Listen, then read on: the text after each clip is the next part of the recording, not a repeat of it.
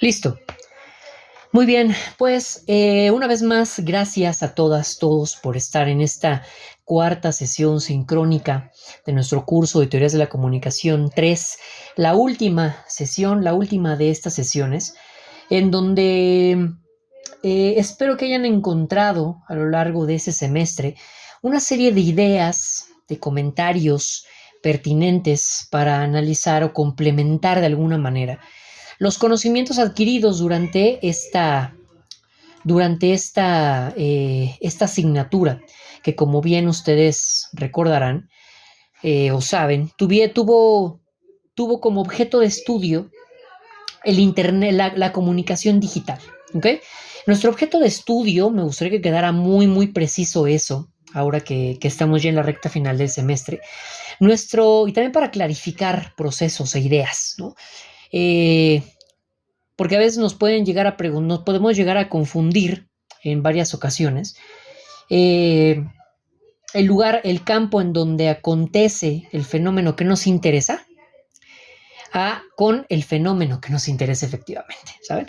No es lo mismo el campo en donde transcurre o el lugar en donde podemos encontrar ese fenómeno que nos interesa a el fenómeno propiamente dicho, al hecho que nos está ocupando, al objeto. Entonces, nuestro objeto de estudio en esta asignatura no fue el Internet como tal, ¿no?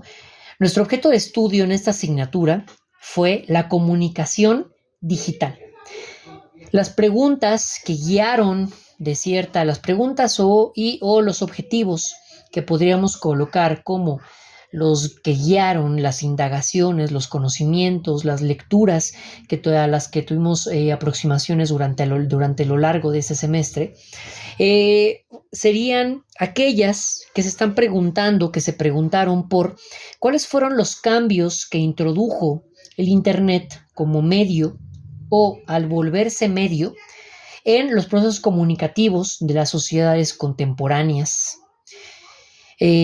Otra pregunta podría ser cuáles son los cambios estructurales que ha tenido la esfera pública cuando al abrirse la posibilidad de canales mediáticos, al abrirse la posibilidad de espacios de circulación de sentido, al intervenir nuevas innovaciones tecnológicas como el Internet para los procesos comunicativos, ¿no?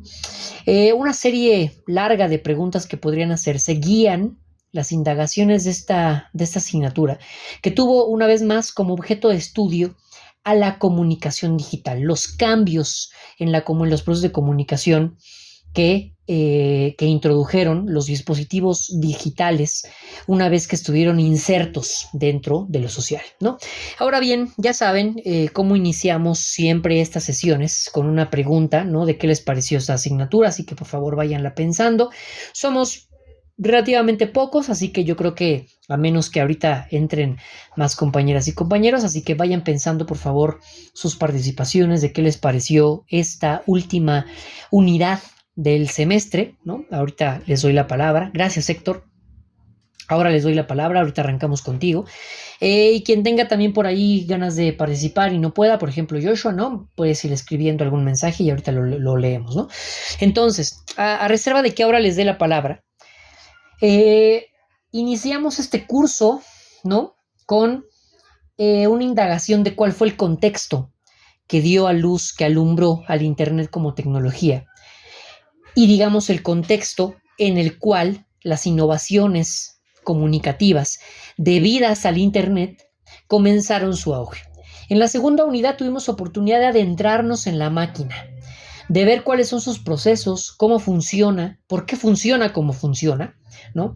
Y cuál es su historia, además, como medio, la historia del Internet como medio, cuándo dejó de ser una supercalculadora, por decirlo así, cuándo dejó de ser una innovación para la industria armamentística, para la industria, para lo militar, para la gestión, y se convirtió en un medio, porque hubo un momento en donde Internet se convirtió en un medio. Hoy podríamos enumerarlo tan sencillamente dentro de el ecosistema de medios y equipararlo al cine, a la televisión, a la radio. por qué eso ha devenido Internet, ¿no? Sin embargo, hubo un momento concreto en donde el Internet se volvió un medio de comunicación. No nació siéndolo. Hubo un momento en donde se volvió un medio de comunicación. Al igual que le pasó al cine, a la radio, a la televisión, con otras génesis, ¿no? Con otros principios, con otros formatos y con otros lenguajes, con otros protocolos, con otras infraestructuras técnicas. Pero Internet, hubo un momento igual, ¿no? En su historia, en donde Internet se volvió medio. Y eso fue un poco lo que indagamos en su historia en la segunda unidad. En la tercera unidad volvimos a salirnos de la máquina y comenzamos a indagar ahora en cómo lucía la sociedad que convivió con el Internet después de 30 años de haber convivido con el Internet. La primera unidad tuvo oportunidad de discutir sobre todo el periodo que va de finales del siglo XX, los 90, a los inicios justo del nuevo siglo. De alguna forma estudiamos un contexto particular que aconteció hace 30 años, hace 30 a 26 años, ¿no? Más o menos, dentro de ese periodo. Tuvimos oportunidad en aquella ocasión de rastrear su genealogía y rastrearla hasta el final de la Segunda Guerra Mundial, con una profundización particular en los años 60, 70, 80, ¿no? Sin embargo, el contexto que estudiamos al principio de esta unidad estaba mucho más afincado dentro de ese periodo, finales del siglo XX e inicios de este nuevo siglo. En la tercera unidad indagamos más bien en ¿qué fue de esa sociedad? ¿Qué fue de la sociedad de la información y el conocimiento? ¿Qué fue de la globalización? ¿Qué fue de la comunicación digital y sus dispositivos asociados después de 30 años de estar insertos dentro de las sociedades contemporáneas? ¿Qué efectos tuvieron en esas sociedades? ¿Hacia dónde las llevaron? ¿Qué tipo de sociedad tenemos hoy? Que ya no nos preocupamos tanto por el acceso al Internet, ¿no? Eso es prácticamente un hecho global.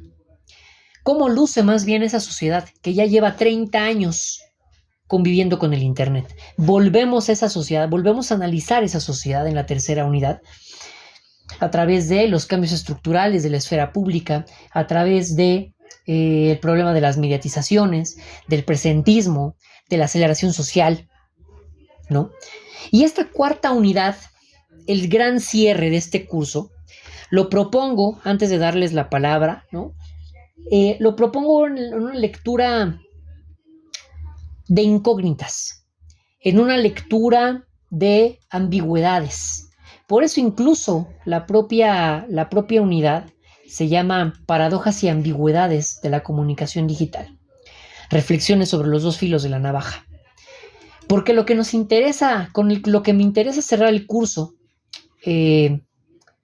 a contracorriente de lo que uno puede pensar de los discursos académicos, o de la ciencia, del discurso científico-social acá, ¿no? Que pensamos que su deber es otorgar certezas. A mí me gusta cerrar el curso más bien después de haber visto algunas certezas o de tener la oportunidad de algunas cosas que podríamos considerar como verdades. Me gusta cerrar este curso más bien dándoles la oportunidad de que hagamos nuevas preguntas, de que indaguemos en cuáles son las dudas que nos podrían aún quedar para navegar el presente, para navegar el momento, este presente histórico, ¿no? El presente más allá de discursos vitalistas o de discursos incluso de wellness, ¿no? De vive el presente. No, más bien en el presente entendido como un periodo histórico. Entonces, por eso pongo el énfasis en la idea de la ambigüedad. Porque creo que a 30 años de distancia, después de haber dialogado, interrogado, analizado esa sociedad que ya ha convivido con el Internet 30 años, ¿no? y que somos nosotros los que estamos acá y estamos conviviendo con esa tecnología, que seguimos conviviendo con esa tecnología, y es más, hoy estamos teniendo la oportunidad de ver una nueva tecnología como es la inteligencia artificial que se está montando sobre esa tecnología que estuvimos analizando previamente, ¿no? Me gusta indagar en cuál es su devenir, qué nos propone ahora de aquí en adelante, ¿no? Ese es el ánimo que orienta de alguna manera esta última unidad del curso. Así que ahora sí, les voy a dar la palabra para que me cuenten qué les pareció, cómo la vieron, y también que deslicen por ahí rápidamente, ¿no? Porque al final de esta sesión también van a tener oportunidad de decirlo, que nos digan que en este comentario inicial me gustaría que también contemplaran el contestarme, el comentarme, decirme qué les pareció esta última unidad con respecto al resto del curso. ¿Cómo lo valoran? Llegaron a esta unidad y qué les pareció. ¿Algo interesante? ¿Algo que no encontraron mucho sentido? ¿Qué pasó con esta última unidad? ¿Qué les pareció? ¿Cómo lo ven dentro de la curación, ¿no? del curso? ¿Por qué cerramos aquí? ¿Y cuál es su opinión de por qué estamos cerrando como cerramos este curso? Entonces, dicho eso, te cedo la palabra, Héctor, dado que levantaste la mano, y vayan pensando por ahí a quién le doy la palabra después de Héctor. Levanten la mano para tenerlos en consideración o abran su micrófono después de Héctor, ¿va? Perfecto. Héctor, te escuchamos. ¿Qué tal? Buenas noches, ¿me escuchan bien? Sí, te escuchamos bien. Ok. Bueno, respondiendo a la pregunta, esta última unidad me parece que nos deja como más que nosotros nos interroguemos, porque la tarea, de etnografía de Yo en la red, me pareció muy impactante hacer mi propio análisis de cuánto tiempo paso en las pantallas y qué tipo de contenidos consumo, ¿no? Y bueno, en esta parte, abordando a Ricaurte, Quijano, perdón, ella nos habla del extractivismo de los datos y que justamente esta extracción masiva busca un poco el control y la subordinación, claro, lo que fomenta crecimiento económico para actores políticos y actores tecnológicos. Así es. Y pues yo una interrogante que podría hacer es qué qué uso le estamos dando a estas tecnologías, porque me parece que no las estamos utilizando como deberíamos. Ella habla de tecnoresistencias, que dice que nos debemos de apropiarnos de estas tecnologías y evitar que estos sistemas de dominación pues nos controlen. Entonces, pues esta unidad sobre las otras me parece muy interesante porque nos ayuda a que nosotros analicemos el uso que le estamos dando al uso de las redes sociales y al uso de la inteligencia artificial. Totalmente. Pues, esa es mi participación.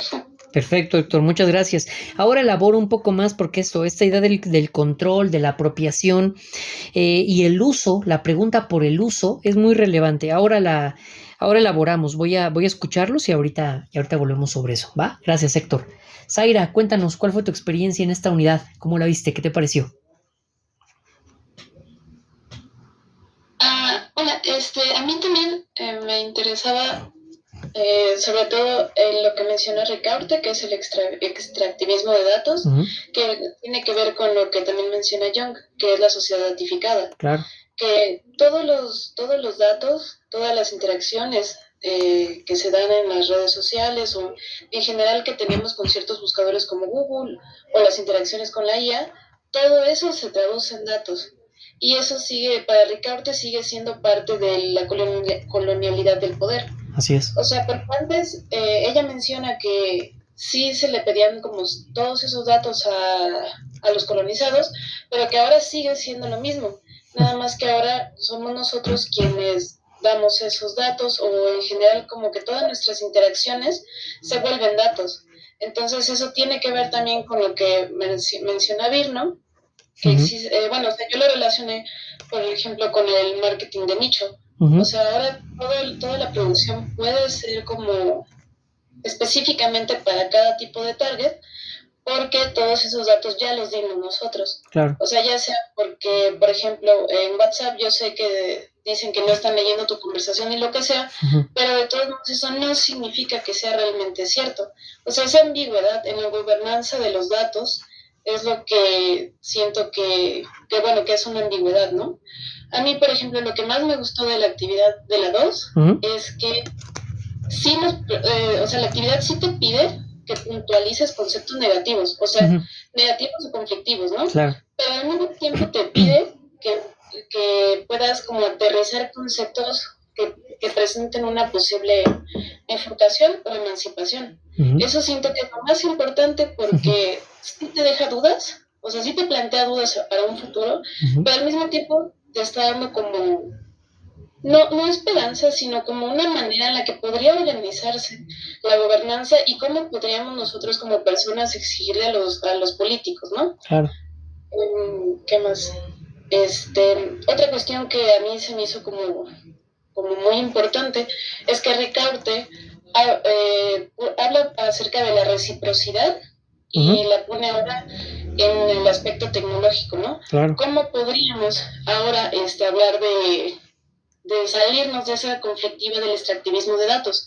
Ella habla de tequiologías, que es como el tequio que se hace en Oaxaca, ¿no? Entonces, eso también siento que tiene mucho que ver con el, ¿cómo se llama? Con el artículo de, el de usted, que habla acerca de, ¿cómo se llama? De las servidumbres técnicas. Ajá, pero hay un concepto que yo la tengo en la universidad. Claro. Ajá, que, o sea, sí es posible, sí entendemos, ¿no? Que está la mercantilización de datos, pero una alternativa hacia esa homogeneización podría ser el código abierto, ¿no? O sea, que ya no sea todo cerrado, que no sea solamente de empresas privadas, sino que sea algo público. Claro. ¿Qué más? Otra cosa que también habla Ricaurte es del cuerpo territorio y de cómo de todos modos, aunque no veamos la relación entre las tecnologías y la tierra como tal, eso causa problemas porque habla de lo que dice John, que es el capitalismo tóxico. Claro. O sea, básicamente cómo el extractivismo de la tierra, por ejemplo las minas, ¿no? Que contaminan un montón. Esto, de todos modos, aunque no veamos la relación entre, no sé, tener un celular o una computadora, cómo eso ha perjudicado a la tierra en otros territorios, aunque no lo veamos. Claro, totalmente. Y pues eso sería todo. Perfecto, Zaira, ¿no? Nos otorgas bastante material, te agradezco mucho esa lectura tan abundante en ideas. Sobre todo, si alguien más quiere participar, por favor levanten la mano para irme con ellos. Elaboro nada más rapidísimo, ¿no? Creo que la pregunta podría conectar así rápido, ¿no? La cuestión del uso que nos planteaba Héctor en su participación con esta triada, o que se me ocurre unirlo como una triada ahora que apunto y que te escucho y que apunto cosas, Zaira. Una triada que podríamos pensar que está integrada por control, interacción y datos, ¿no? Es una triada, creo yo, creo que podríamos pensarlo así, como forman un núcleo, ¿no? En donde podríamos quizás pensar que el concepto más... el primer concepto, por decirlo así, lógicamente, sería la interacción. Primero hay interacción, pero hoy podemos encontrar interacciones en las que hay ansias de control o hay actitudes de control de una parte para con otra, y el residuo de esa interacción, de esa forma de interactuar que adopta la forma control, su residuo son los datos, ¿no? O está orientada al dato. Y creo que esa triada nos permitiría entender cómo se están dando un montón de relaciones, ¿no? Es una forma de relacionalidad. Y a final de cuentas eso es lo que intentamos encontrar, relaciones entre las cosas, ¿no? Esa es la labor de la teoría, esa es la labor de los conceptos. Nombrar cosas, nombrar fenómenos específicos y después decirte cuáles son las relaciones de ese fenómeno en específico con diversas otras áreas. Ahora elaboro un poco más en torno a esto. Te agradezco, Zaira. Ahora vuelvo. Vamos a escuchar a alguien más y ahorita volvemos sobre estos puntos. Gracias. Joshua, Alejandro, Mariana, ¿cómo ven? ¿Qué les pareció? ¿Cuál fue su experiencia con esta última unidad del curso? ¿Les agradó? ¿No les agradó? ¿Qué les pareció más relevante? ¿Cómo la ven como cierre de este seminario? ¿Cómo le ven? Alejandro, te escuchamos. Sí, profe, una disculpa de antemano por conectarme apenas, pero No te preocupes. Pues la verdad se me hizo muy interesante. Digo, esta última actividad me hizo reflexionar mucho en cuanto a cómo uso la tecnología yo, en estos hábitos, en cómo la integro, en cómo, digo, en uno de mis textos, no me acuerdo si fue este último o fue el anterior, literal hice toda una descripción de mi día y me di cuenta que me paso horas conectado al celular, ¿no? Haciendo reportes, leyendo textos, haciendo dictados, tomando videoconferencias, hago un montón de cosas. Entonces, no había caído en cuenta hasta este momento, ¿no? De que hasta para trabajar, para distraerme o para hacer cualquier otra actividad, incluso hasta para tomar notas mentales, uso la tecnología. Claro. Y esta clasificación, por ejemplo, en la cual hablamos por ejemplo, de algunas manías que tenemos nosotros como humanidad y las transmitimos a la programación tecnológica que se hacen, o a estos avances, como por ejemplo el racismo. Sí. ¿Cómo se encasilla sin quererlo notar? Yo le había puesto un ejemplo hace unos meses, me asocié con un compañero, con un amigo, para trabajar uno de mis carros en una plataforma de Uber y de Didi. Yo lo acompañé a que hiciera su registro, él entró, lo hizo, lo terminó, dijeron, ya solo te falta la fotografía, pero te la puedes tomar en cualquier parte. Claro. Entonces yo lo estaba esperando en la esquina de donde hizo su registro. Llega, me dice, oye, toma mis papeles, me voy a tomar la fotografía para darme de alta y ya empezar a trabajar. Le dije, sí, sin problema, pues ya tienes el carro aquí de todas maneras. Claro. Se tomó la fotografía y luego se le bloqueó la aplicación. Cuando fuimos precisamente a las oficinas, le digo, pues estamos aquí, de una vez checa qué pasó. Le dijeron que no, que cuál era la foto que se había tomado, ¿no? Y se las enseñó porque la tomó primero y después la subió. Le dijo, no, es que aquí me aparece ya en el sistema que está declinada tu solicitud.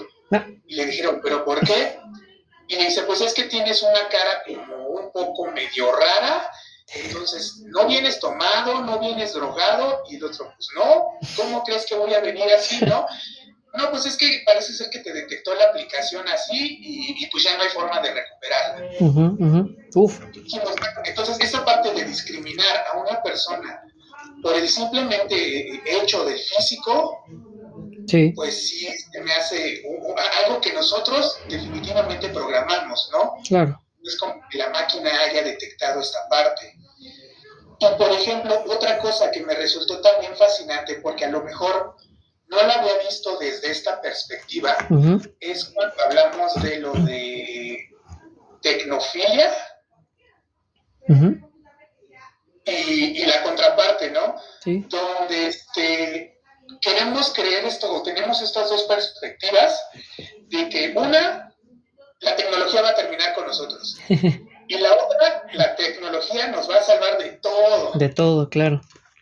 Y el análisis que hacía la lectura era, ok, está bien, tienes dos panoramas completamente diferentes, pero si tú los analizas bien, realmente es lo mismo. Tú sigues percibiendo a la tecnología como un sirviente que se rebela contra ti, o un sirviente que te sigue sirviendo, ¿no? Claro. Te sigue facilitando todo. Y digo, me encanta el cine de ciencia ficción por esta parte de la rebelión de las máquinas. Sí. Pero sí me había caído en cuenta de que realmente ambas perspectivas son la misma. Y que realmente lo que tenemos que trabajar nosotros como sociedad o como humanidad es esta parte, ¿no? De dejar de ver a la tecnología como un sirviente más en busca a lo mejor de un propósito o de una abolición de esta esclavitud que le generamos. Claro. Perfecto, Alejandro. Muchas gracias. Híjole, también sueltas un montón de cosas muy interesantes porque rapidísimo, ¿no? Igualmente, si alguien quiere, igual vaya levantando la mano, elaboro rapidísimo un punto. Porque que se conecta, ¿no? Encuentro el vínculo, esto que mencionabas, esta anécdota de tu colega, del rostro, ¿no? Por supuesto, tenemos ahí el tema seguramente del racismo, ¿no? En cómo son entrenadas estos algoritmos de reconocimiento facial, que a final de cuentas creo yo se vincula con esta tríada que les cuento, ¿no? Esta interacción que forma una cierta interacción entre personas y entre dispositivos, ¿no? Que se traduce, que adopta la forma de una interacción de control, cuyo residuo u objetivo son los datos que nos hablan de una forma en la que se percibe la interacción en tanto forma de control, que es decir, que es la idea de la medición, ¿no? Su racionalidad, la racionalidad de la interacción con los dispositivos y entre colectivos o individuos, que se traduce o que adopta la forma de control, le subyace una razón de medición, de medir incluso, o de que es susceptible toda interacción, de medir incluso, en este ejemplo, incluso la forma de tu rostro, hallar patrones, consistencias en tu rostro, en donde si esa medición no coincide siempre consigo misma una y otra vez, entonces te va a coartar la posibilidad de acceder a ciertas cosas. Ahí está la forma control en interacción, ¿no? Y además nos habla de cómo, de cómo nos recuerda, ¿no? Nos está forzando a recordar, porque a menudo lo olvidamos, que toda medición, que toda captura de datos está orientada, es decir, no es neutral. Hay una forma en la que yo capturo el dato y la forma en la que yo capture el dato va a ser el tipo de dato que voy a obtener. Si yo, o sea, hay mil y un formas de buscar obtener datos, ¿no? Sí, o sea, habría forma de clasificarnos ahorita en quiénes son hombres y mujeres, así lisa y llanamente, ¿no? Habría forma de clasificarnos por la forma de la nariz, habría forma de clasificarnos por el tipo de pelo, por el color de la piel, por la estatura, por el nivel socioeconómico, por el territorio en el que vivimos, por la distancia y por las distancias que hay entre ustedes y yo, ¿no? De dónde vivimos o dónde estamos justo ahora, ¿no? Etcétera, etcétera, etcétera. Pero la forma en la que decidamos medir esa interacción va a decirnos cómo vamos a percibir tanto la situación en general como el tipo de interacción que ustedes y yo tenemos, y al mismo tiempo cómo nos percibimos incluso como personas, como entidades, como seres, pongámonos el nombre, como existentes, el nombre que nos agrade, la forma de denominarnos como nos agrade, ¿no? Entonces, vaya, creo que este ejemplo es muy pertinente porque encuentro esos vínculos y que a final de cuentas también nos llevan a la propiedad de uso que ya nos hablaba Héctor, ¿no? El uso como un concepto que nos fuerza, no sé, nos fuerza, creo que es, a pensar en ¿cuál es mi relación? Fíjense, estamos hablando de relaciones una vez más. Ahora elaboramos un poco más sobre eso, trayendo a colación el texto de las servidumbres técnicas, porque va por ahí, ¿no? Pero la idea es esa. Al hablar sobre uso, estamos hablando sobre qué relación tenemos con las cosas, en este caso con los objetos que hacen posible la comunicación digital. Y cómo ese uso va a condicionar las formas de interactuar, las formas de control, los datos que vamos a obtener, y eso también nos va a permitir hablar sobre el tipo de mediciones que estamos haciendo ¿Y cuáles son, ¿no? ¿Cuáles son las formas en las que nos estamos relacionando o estamos concibiendo el lugar de los objetos tecnológicos en nuestro mundo? Y con ellos, toda su potencialidad de cambiar comportamientos y de cambiar supuestos en torno a cómo nos estamos relacionando a nivel macrosocial, ¿no? Ahora elaboramos un poco más. Muchas gracias, Alejandro. ¿Alguien más quiere tomar la palabra? Zaira, ¿quieres tomar otra vez la palabra o solo te quedaste con la mano levantada? Me quedé con la mano levantada. Ok, muy bien, está bien, Zaira. Joshua, Mariana, antes de que pasemos a elaborar, ¿quieren tomar un comentario? Yo sí. Perfecto, Mariana, escuchamos. Solamente quería comentar que me parece que la unidad cerró muy bien, porque justo como que con esta unidad cerramos el ciclo de la asignatura. O sea, empezamos viendo cómo nace Internet, cómo se busca como una salida a los medios de información tradicionales, cómo nace como una idea para llevar todos los beneficios de la tecnología, o bueno, más bien propiamente dicho del Internet, claro, a todos los espacios de la vida, a todas las personas, ¿no? Que todos puedan acceder a la información, que todos puedan conectarse. Claro. Y sin embargo terminamos en un espacio donde nuestra información, nuestras interacciones se vuelven mercancía, son utilizadas para la venta y además nos termina de algún modo aislando de los demás, ¿no? Terminamos, ya no estamos conectados del todo, sino más bien estamos como individualizados, digamos. Y como todo esto afecta a sociedades más desprotegidas. Y, por ejemplo, no recuerdo quién, creo que Ricardo te lo mencionaba, de cómo nos deslindamos de esa responsabilidad y también deslindamos a quienes tendrían la capacidad de hacer algo, ¿no? Porque terminamos diciendo como, bueno, así es el sistema y ya, y aceptamos las consecuencias y demás, y no nos permitimos como tomar ese poder que en realidad tenemos para hacer un cambio o para manifestarnos por algún cambio. Sí, sí. Entonces yo creo que lo observo muy bien. Y sí nos pone también como a ver en todos lados la comunicación y la interacción. Por ejemplo, no sé si ya vieron Toy Story. Sí, ya. Bueno, porque igual sin muchos spoilers. Pero, por ejemplo, lo que estaba yo notando en la película es como justo esa nueva manera de hacer amigos, ¿no? Cómo se sienten aislados hasta que algo los conecta con los demás. Y entonces todos los niños ya están súper conectados, pero solos en su habitación frente a una pantalla, ya no saben jugar. ¿No? Y eso, y también pues sí, cómo todo esto va a ir determinando después nuestras relaciones, cómo va a ir determinando después la forma de relacionarnos con los demás, de hacer sociedad, de comunicarnos. Entonces, pues sí, eso es lo que pude notar. Perfecto, Mariana, muchas gracias. Sí, totalmente, ¿no? Incluso la película ahora justo de un debate, creo yo, muy, muy interesante, que resuelve del lado de la integración, ¿no?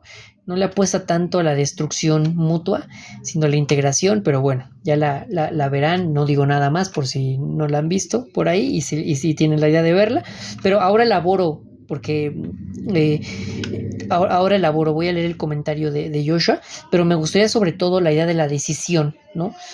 La decisión como concepto, ahorita porque lo tocaste y me gustaría ahorita llevar la atención hacia allá. Leo el comentario de Joshua. Sin duda, esa asignatura me ha sido muy interesante en todas sus unidades. Creo que lo más valioso para mí fue no quedarnos solo en teoría, sino que aquí me siento parte de ella. Además, me pareció muy interesante indagar en el desarrollo de la cibercultura, el saber justamente el origen y cómo ha cambiado. Sobre todo Meta de Mark Zuckerberg, cómo han transmutado las redes sociales. Respecto a esta última unidad, me ha parecido la más interactiva y entretenida. Me da gusto. En esos 2 días de la actividad 4.1 me percaté de cómo es mi relación con la inteligencia artificial, sobre todo. Pareciera que hablas con un amigo, es muy fácil tomarlo como un psicólogo o algo similar realmente. Apoyándome de Virno y el intelecto general, este comportamiento me hace sentido, pues cuando estamos en una interacción con la IA no estamos en una charla privada, parece que estuviéramos trabajando gratis. La inteligencia artificial toma nuestro lenguaje, emociones, etc., y usa todo eso para entrenarse y volverse más eficiente. Entonces, nuestro lenguaje y pensamiento son expropiados como una materia prima. Totalmente, Joshua, ¿no? Y hay una disputa allí muy clara, ¿no? Por eso esta lectura, voy a iniciar por ahí y ahora para seguir elaborando. Gracias a todos por sus comentarios. Me da gusto que les haya gustado esta última unidad, que hayamos cerrado con gusto, ¿no? E interés. Y me agarro de esto último, porque por eso me llama la atención que indaguemos en Virno, ¿no? Lo que él habla, para retomar esta idea del intelecto general, y sobre todo porque, repito, la ambigüedad está presente en el mundo que estamos viviendo hoy, siempre lo ha estado, pero quizás ha habido épocas en donde esa ambigüedad se ha visto más reducida o se ha visto menos exaltada. Y creo que hoy estamos en momentos en donde la ambigüedad está a tope, ¿no? En donde no sabemos cómo interpretar ciertos signos de lo que está pasando en el mundo a nivel tecnológico, político, económico, social, individual, y en donde todo lo que podemos encontrar tiene tanto potencial de liberar en ciertos aspectos, ¿no? Como de constreñir, o incluso pareciera que hay cosas que nos retraen, si es tal cosa posible, ¿no? A estados que creíamos o que algunos creían haber superado, ¿no? Y uno de ellos, ¿no? Y ya lo comentabas también, Zaira, ¿no? En tu análisis de la unidad, esta ambigüedad de lo que podríamos considerar el intelecto general, que dentro de la teoría de Marx es justamente la producción social del conocimiento, ¿saben? Yo sé que puede de pronto sonar algo muy grande, ¿no? Es un concepto enorme, pero hay conocimientos que de alguna forma como humanidad, dejen ustedes sociedad, como humanidad, hemos producido y que nos hemos quedado y hemos heredado generaciones y generaciones, y que hoy circulan, que hoy tienen un espacio de circulación y de almacenamiento, ¿no? Muy claro, como es el Internet. Pero este concepto del intelecto general es muy curioso hoy, cómo podríamos verlo, como lo hace Virno de pronto en alguna de las páginas, como un concepto que tiene potencial liberador, porque, y fíjense, se conecta con la propia idea de la sociedad y el conocimiento, ¿no? Es ese conocimiento, ese conocimiento general, social, que hemos generado a lo largo de generaciones, a lo largo de interacciones, ¿no? Que hoy circula, es el conocimiento que queríamos o que se buscaba con la idea de la sociedad y el conocimiento, que se fijara en los individuos y en las colectividades, ¿no? Esa era la idea, ese era el gran sueño, que ese conocimiento circulara desde el cómo saber hacer un cuchillo, hasta cómo se produce la electricidad, hasta saber por qué el cielo es azul, hasta saber los ciclos de movimiento de las estrellas, de las lluvias, el intelecto de qué está formado el ADN, cuál es la cadena, ¿no? Tiamina, adenina, guanina, cómo se mezclan, cómo se relacionan, ¿no? ¿Cuáles son las verdades científicas que hoy que hoy nos hacen saber que la física funciona con ciertas fuerzas fundamentales, cuáles son, etcétera, etcétera, etcétera, ¿no?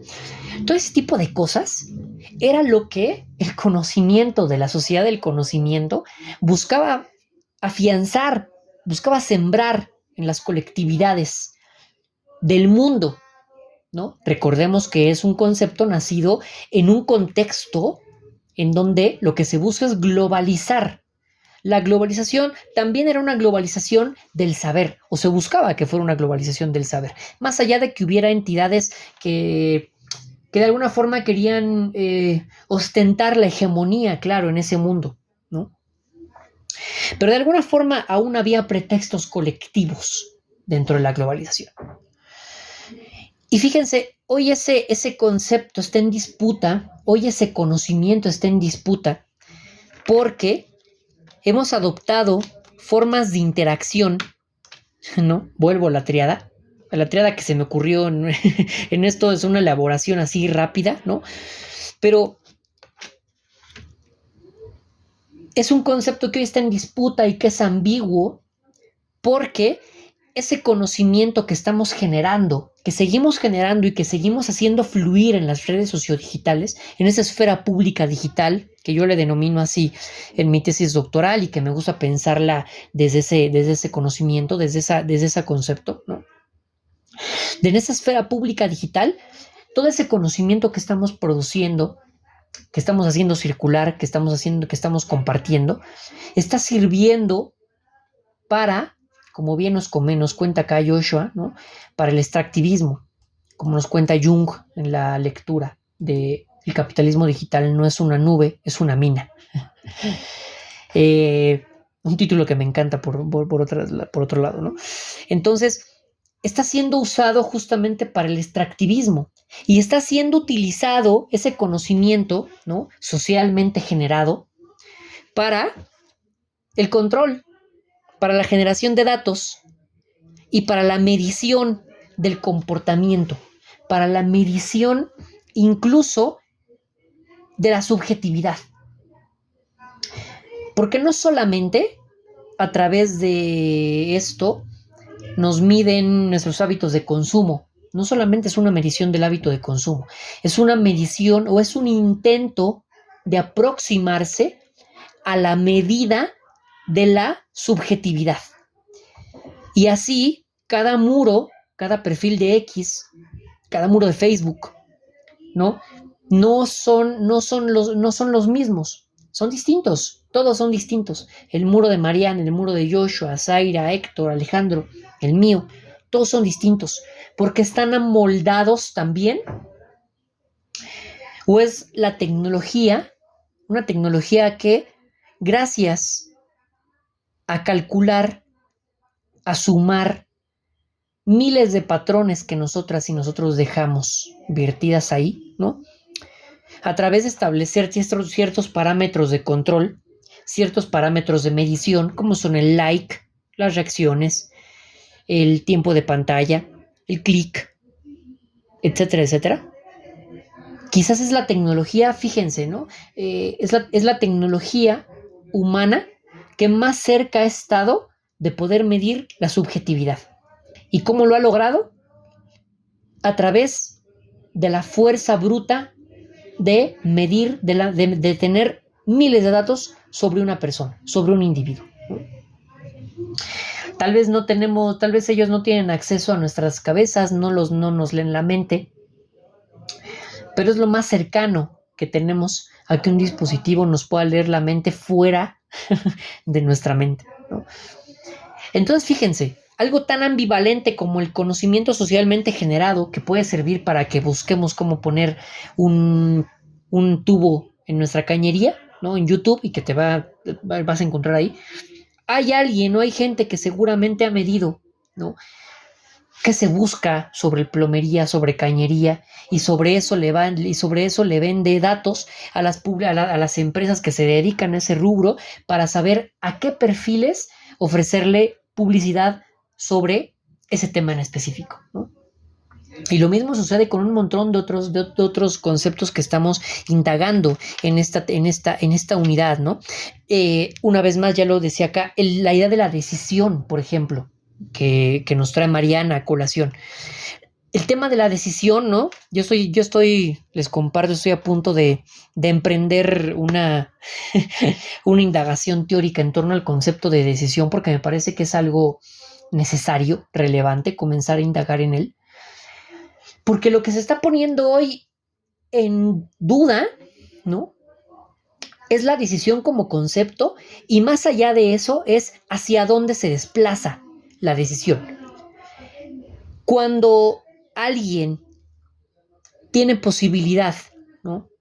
Hoy, en una guerra que está aconteciendo ahora mismo, ¿no? Que no es ciencia ficción, que está aconteciendo ahora mismo, del otro lado del mundo. Hoy, ahorita mismo, alguien está obteniendo una lectura de calor de un cierto territorio, de un territorio determinado, una lectura de calor de un territorio para saber y calcular cuánta gente hay en un terreno y cuál es la probabilidad de que un proyectil le pegue a la persona indicada. Y para eso están midiendo y para eso han necesitado desarrollar sensores que sean capaces de interpretar el terreno, de calcular distancias, de calcular rostros, ¿no? Las tecnologías de reconocimiento facial, así como son utilizadas en las aplicaciones bancarias o para otro tipo de cuestiones burocráticas, son utilizadas para matar gente, ¿no? Lisa y llanamente. Han tenido también que recurrir a la creación de algoritmos que sean capaces de determinar con precisión dentro de una cierta ventana de tiempo cuál es el momento indicado o más indicado para que la probabilidad de dar en el blanco sea mayor, ¿no? Y entonces tienen calculado el tiempo incluso, ¿no? Hacen simulaciones en donde dentro de una cierta ventana de tiempo, si presiona el botón en el segundo tal, va a llegar acá. Si lo doy acá, la ventana de oportunidad se maximiza porque el dron tiene posibilidad de posicionarse acá. Entonces hoy tienen posibilidad de cuadrar dónde está un dron, en qué momento, en qué tiempo, a qué hora, sobre qué punto, para que alguien toque un botón y acabe con una vida. Y la decisión, ¿dónde queda? ¿Saben? ¿Hacia dónde se está desplazando? ¿Quién tuvo? Nos podría parecer muy sencillo de contestar, ¿no? Pues el tipo que oprime el botón. Pero el tipo que oprime el botón, si tuviéramos oportunidad de hablar con él, de juzgarlo, de indagar en su carrera profesional, en sus aspiraciones, en sus objetivos, en quién es, ¿no? Si lo viéramos en toda su complejidad, en toda la complejidad que tenemos todos, ¿no? Humanamente hablando, él siempre va a poder decir que hay un superior arriba de él, ¿saben? Y al mismo tiempo, siempre podríamos decir que hay decisiones incluso automatizadas, en donde el tipo apretó el botón, pero tal vez no apretó el botón para que el misil saliera disparado, sino que apretó el botón para que corriera, para que empezara a correr el cálculo que eventualmente llega al lanzamiento del misil. Entonces el que tomó en estricto sentido la decisión fue el algoritmo. El algoritmo en estricto sentido es el que está decidiendo en qué momento lo va a hacer. En estricto sentido, ¿no? Él solo corrió el programa que hizo el cálculo. Fíjense, ¿qué pasa con la decisión? ¿Qué le estamos delegando a las máquinas? Un poco va por ahí la idea de la actividad, ¿no? De la actividad del rastreo propio.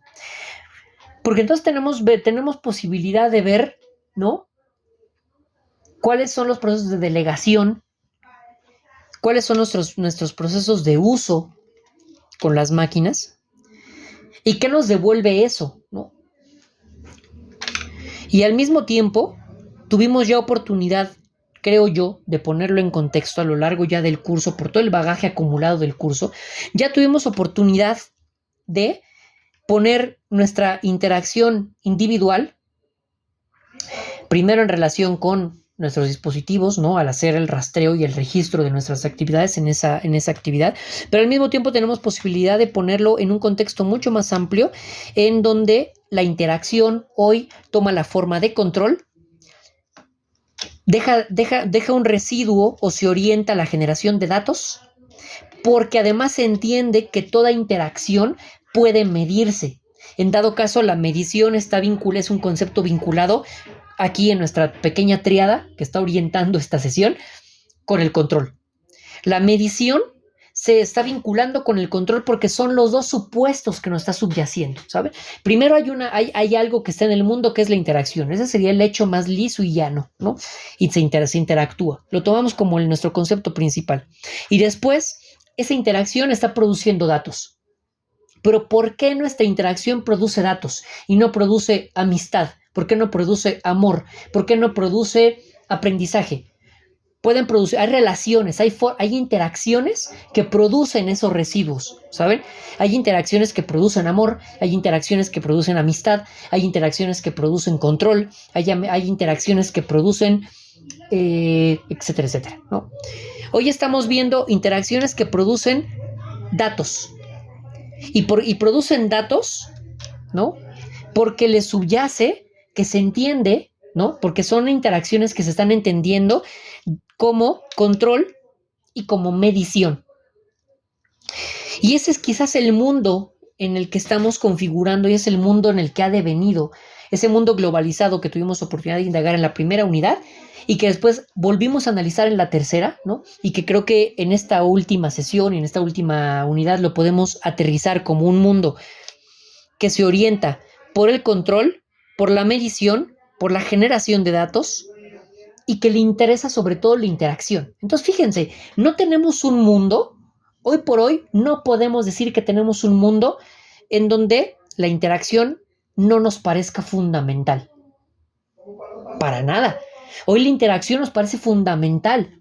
Por eso estamos todo el tiempo metidos en las redes. ¿Qué hacemos en las redes? Interactuamos. ¿Qué forma adopta esa interacción? A eso es lo que ya podemos ponerle puntos y coma, a los que hay que ponerle acentos, a los que ya podemos llamar de cierta manera, de una u otra manera.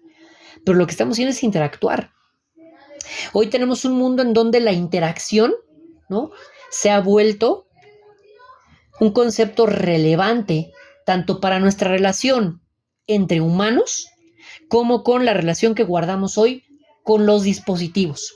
Y esa interacción hoy tiene efectos también comunicativos. Es una interacción que tiene efectos en cómo nos estamos comunicando. Y hoy la comunicación también, en la forma que ha adoptado socialmente hoy, técnicamente, nos está devolviendo cosas. En ese sentido, esta última unidad, ¿no?, tenemos posibilidad de ver tanto el potencial liberador como el potencial de obstaculizar eso que vuelvo contigo, Zaira, ¿no?, nos habías contado y que está presente en el texto, en mi texto que escribí con mi colega, ¿no? La idea de la tecnodiversidad.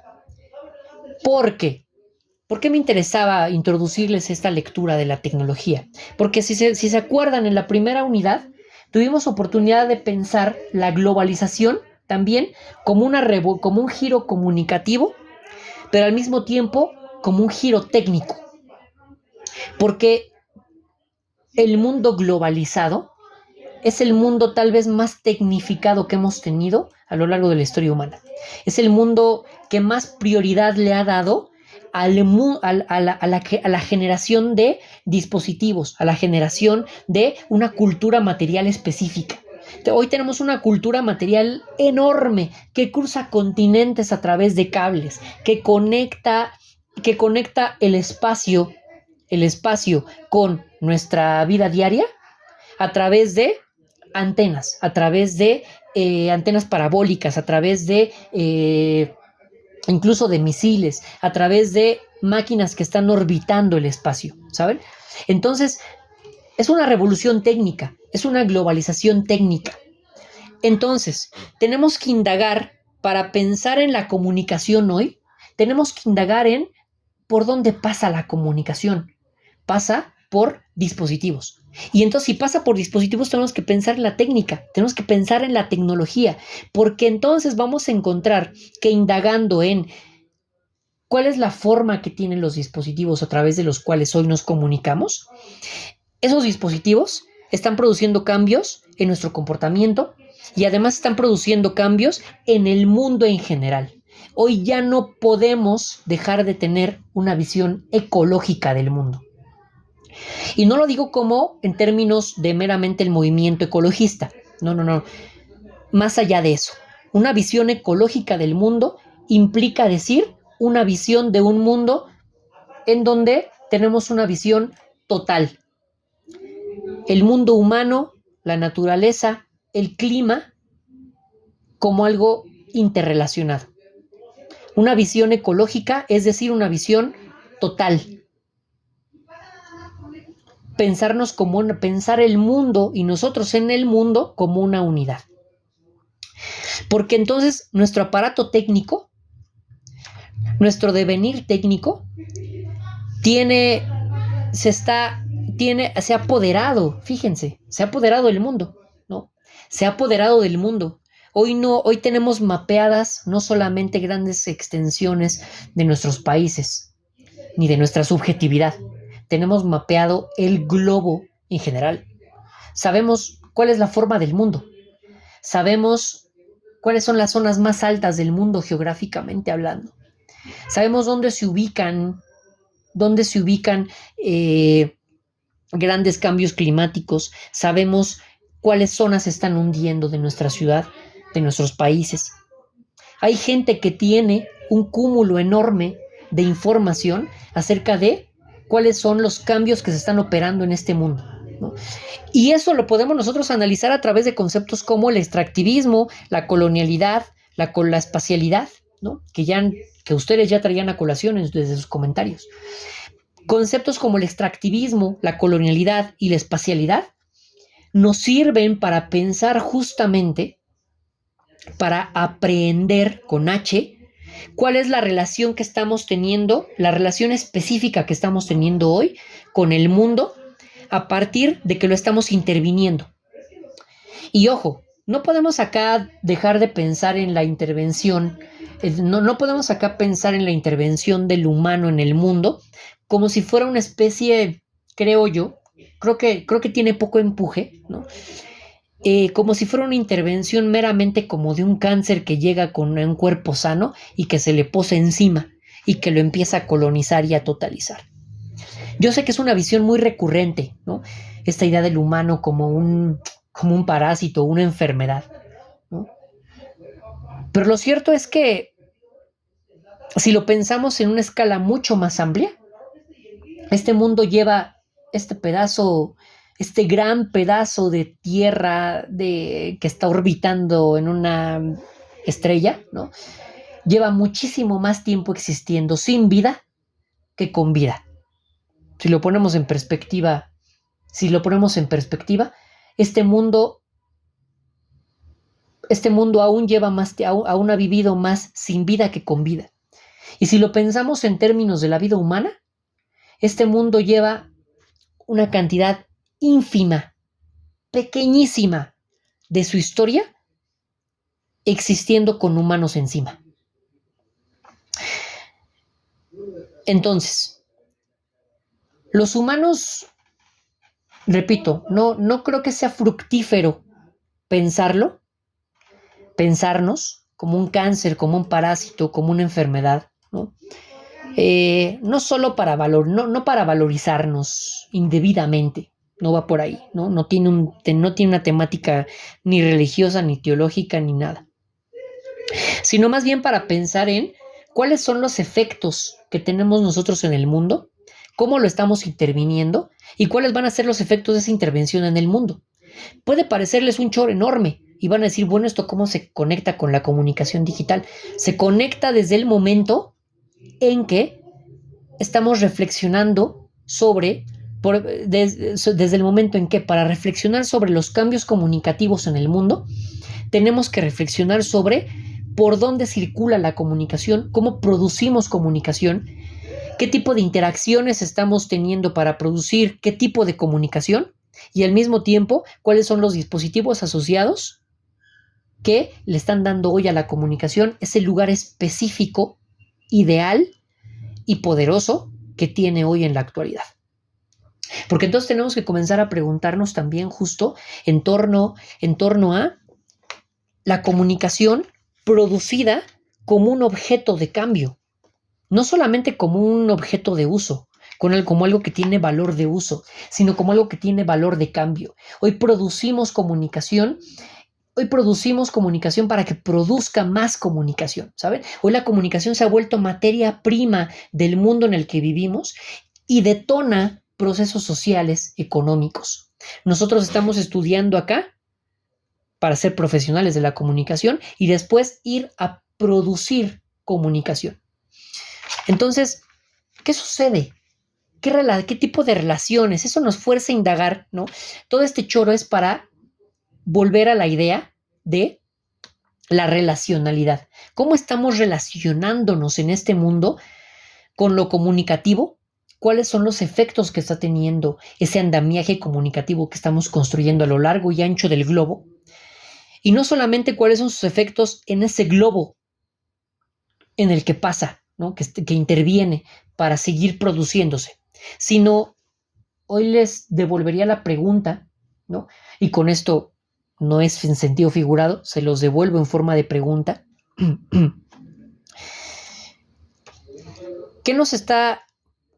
¿Por qué hoy la comunicación que hoy estamos indagando en ese seminario, en este curso, como en su faceta digital, pero ¿por qué la comunicación hoy?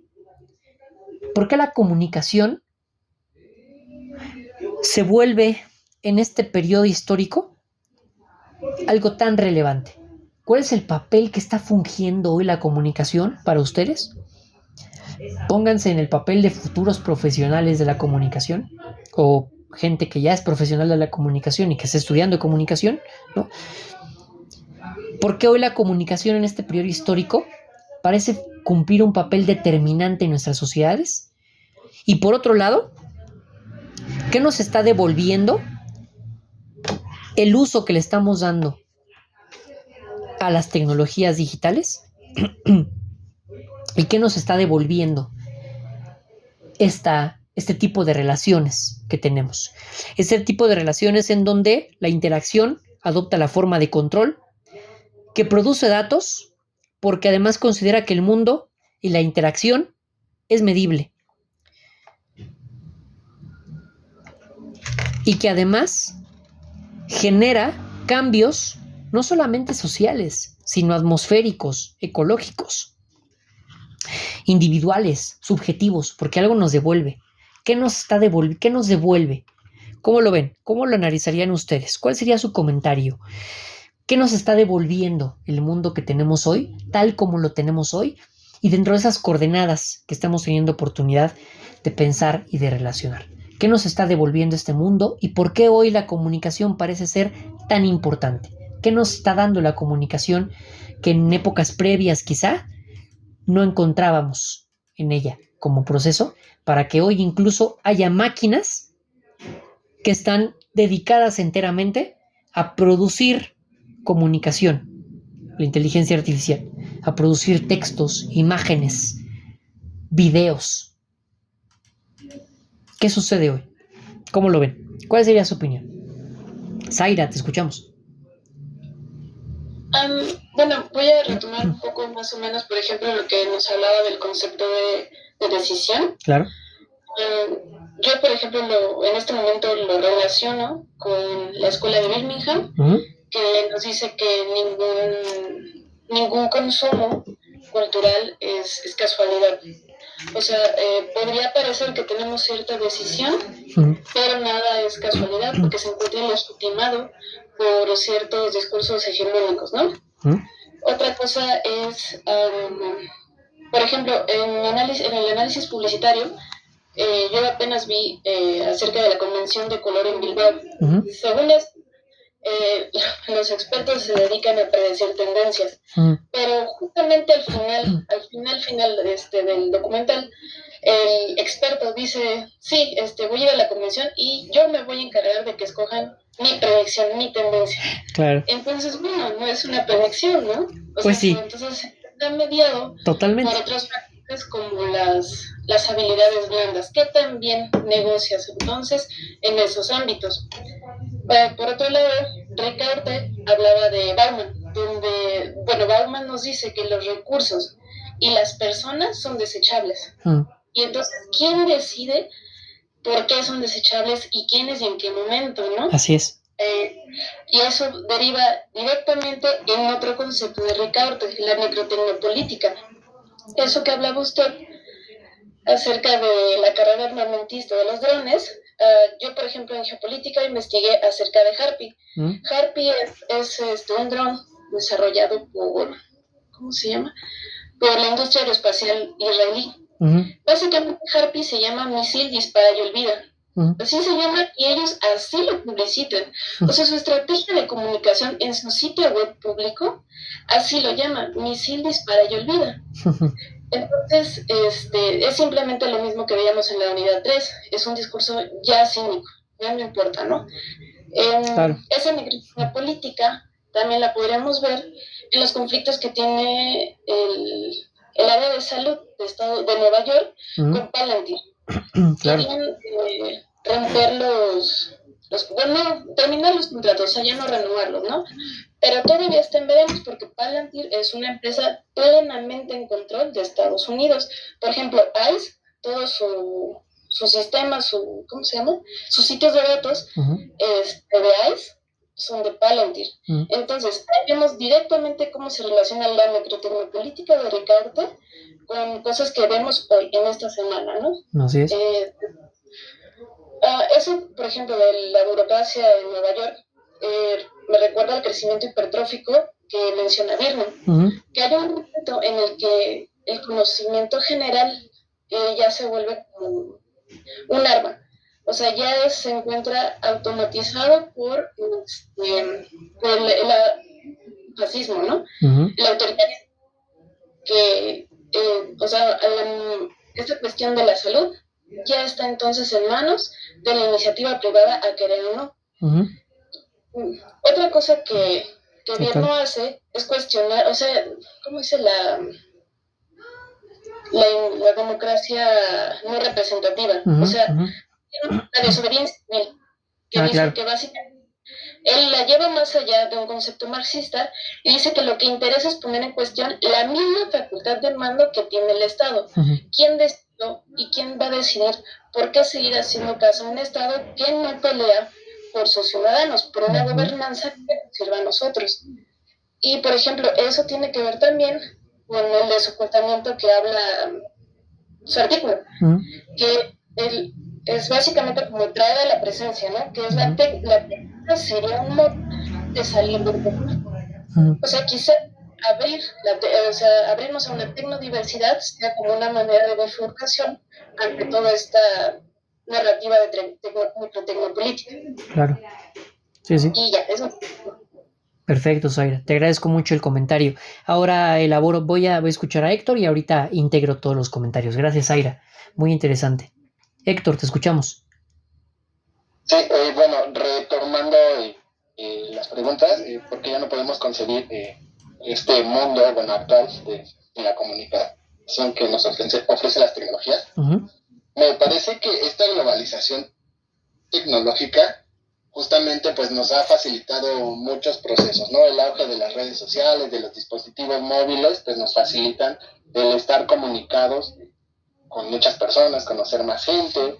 Además, pues favorece a nivel global el mercado, ¿no? Claro.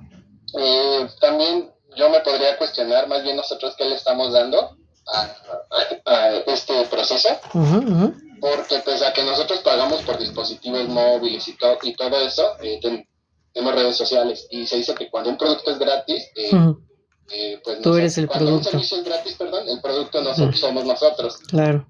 Entonces, pues nosotros seguimos generando esta mercantilización. Y, por ejemplo, mencionando a Virno, él habla del concepto de ambivalencia, que es lo bueno y lo malo. Nosotros como usuarios, por ejemplo, nos podemos quejar del exceso de anuncios en las plataformas, por ejemplo, YouTube. Hay demasiados anuncios, o incluso ya se está hablando de que en las plataformas de videojuegos también ya van a meter anuncios, aunque uno pague por la consola. Y pese a que nosotros nos quejamos de esto, seguimos consumiendo pues estos contenidos que nos ofrecen.